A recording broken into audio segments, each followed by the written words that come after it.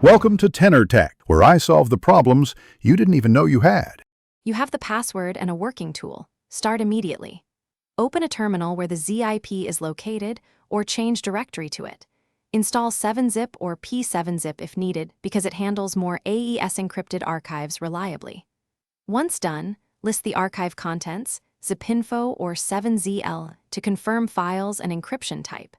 Make sure to note the exact file name and path so your extraction command targets the right archive. This avoids overwriting or extracting to the wrong folder. Execute the extraction with the password, 7zx file name.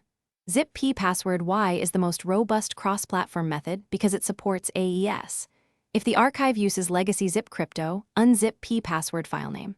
Zip also works. For GUI users, right-click and choose Extract, then paste the password when prompted. Once done, watch for warnings about wrong password or CRC errors. Those indicate either a bad password, damaged archive, or password encoding mismatch. So double-check After extraction, open a few files to verify integrity and confirm everything decrypted correctly. This ensures you didn't extract garbage. If files fail or you see CRC errors, try 7Z's repair and recovery flags or zipf/ff to attempt reconstruction. But note repair can't bypass encryption.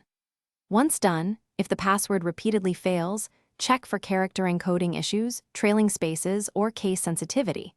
Make sure caps lock is off. If problems persist, contact the file owner for the exact passphrase rather than guessing.